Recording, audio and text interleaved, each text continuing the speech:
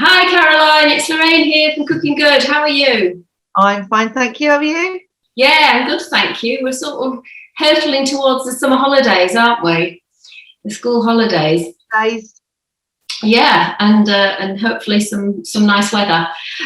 We said we were going to have a chat, didn't we, about wraps and how to make them and what to do with them, especially around perhaps the food coming from some of the food aid suppliers, what you could actually do with that and wraps.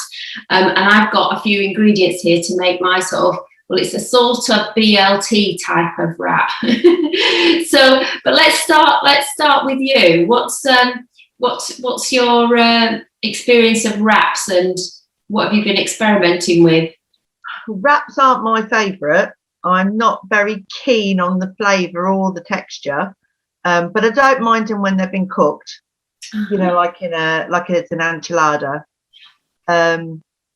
The food bank ingredients, I had a go at doing an enchilada with that. So I made a chili from the minced beef, added a bit of rice, wrapped it up in the wraps, put some tomato soup over the top and cheese, and baked it for about 25 minutes. And that was quite nice with a bit of salad. Oh, that's amazing. Anything else did you put with the chili? So it was a tin of chili, a tin of mince. Yeah, tin of minced beef, because they've got various types of minced beef, haven't you? Get minced beef with peas, minced beef with onions, minced beef with carrots. So took a tin of minced beef, added in bit of chili powder, bit of coriander, bit of cumin, garlic powder, Great. garlic granules, tomatoes. I put a can of tomatoes in, but I drained them because the minced beef's quite wet anyway, and you don't want to put more moisture in there. And then I boiled up some rice, but equally you could use, I know that the food banks were giving away sachets of microwave rice, so you could easily use that. Open a packet of microwave rice, just put equal quantities of chili and rice inside the wrap it in, fold all four sides in, place it in a baking tray, pour over your tomato soup, and then a bit of grated cheese. Oh, that's fantastic. And if you didn't have tomato soup, maybe those like packets of passata would work, perhaps. Well, I was wondering, at one point they were giving away chicken curry. Yeah. So I wondered whether you could do the same thing, not worry about making it into anything, just use it as it is. Excuse me. And put chicken curry rice, wrap it up in a dish, and then you could pour over chicken soup or mushroom soup. Yeah, that sounds amazing. So this would be a dish in one of the baking trays, wouldn't it? And it would go in the oven. Casserole dish, or yeah. Casserole dish, brilliant. Sorry, that's the right word, isn't it? Casserole dish. And you put that in the oven. Yeah, that sounds really good. So do you know how long you would cook that for, possibly? Probably about 25, 30 minutes on well, see, I've got a gas. So I would on a gas mark 6. So which is what, about 200 degrees? Brilliant. Okay, 200 degrees. Right, that's great. Well, we'll make a bit of a note, a description of this in the thread of this when we put it on the Facebook, if that's okay, just to give people some written ideas. That would be great. Those sound absolutely brilliant. Quick, easy idea for kids. Mine quite often have a queso. So you've got 2 wraps with your ingredients in between, and you literally just fry it in a pan, dry fry it in a frying pan. And so I've got 2 wraps here. These are sweet potato because I don't eat bread, but they're a sort of similar idea as a normal wrap. So you get 2 wraps and put your ingredients inside that wrap.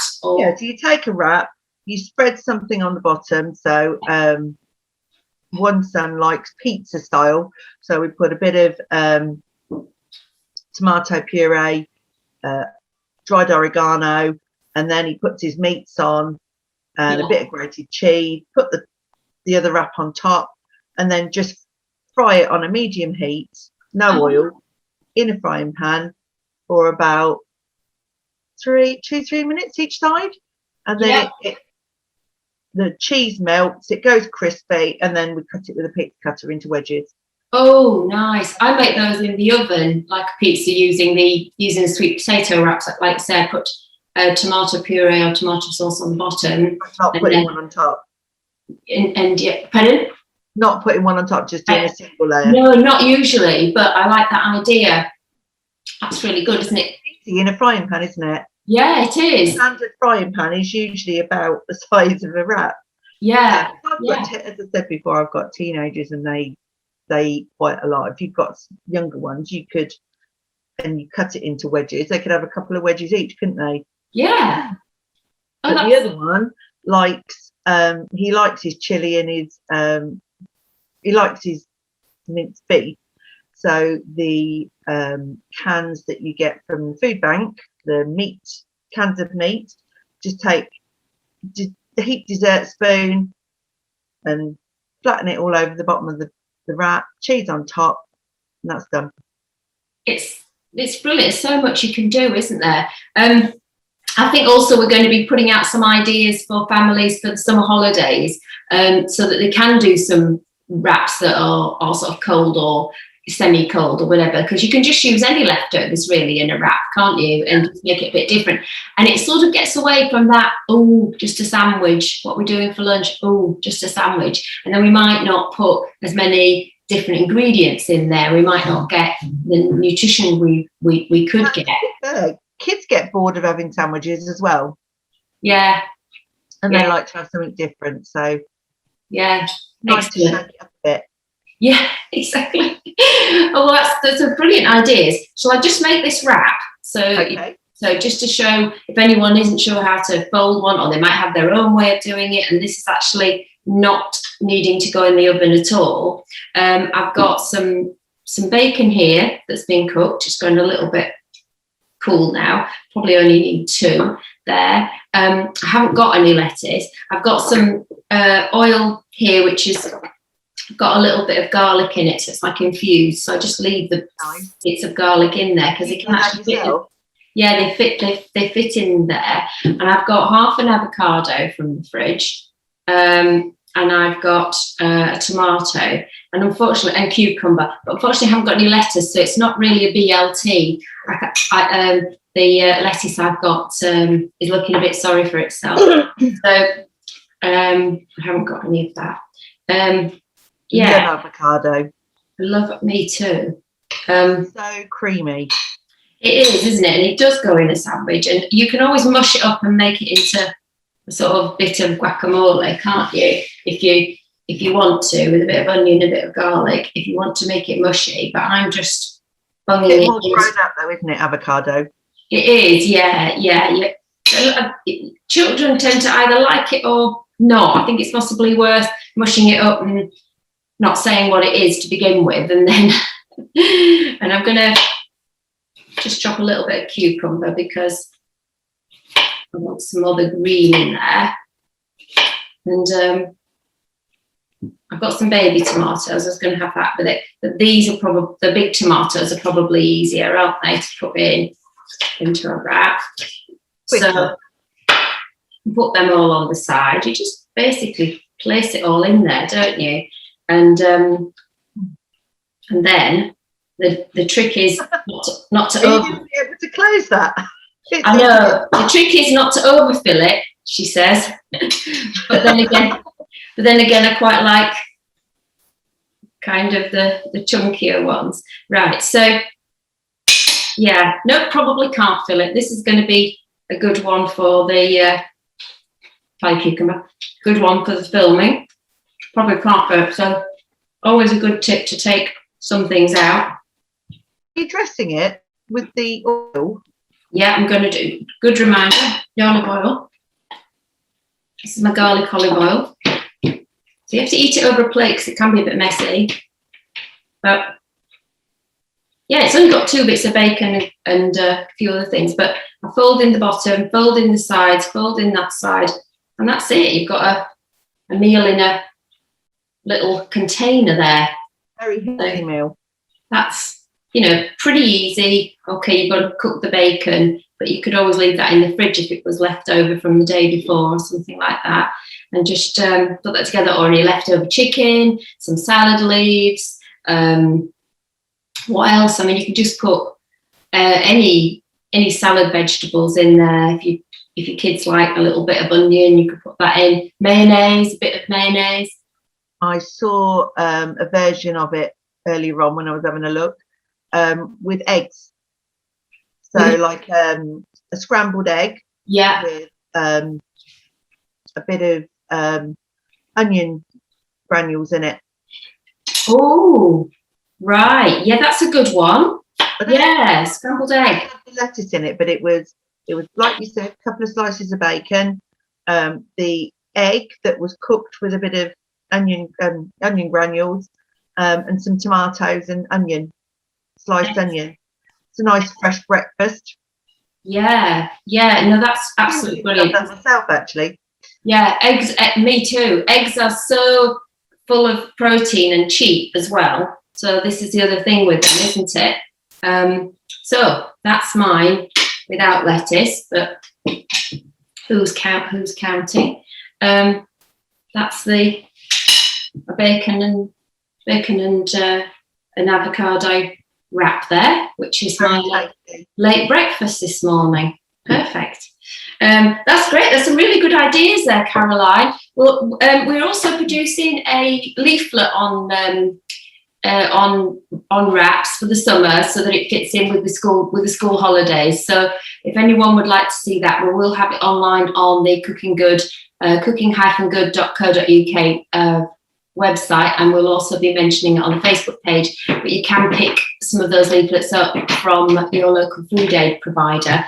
So a tip for wraps, particularly if you're gluten intolerant, you can make egg wraps. They're a bit tricky.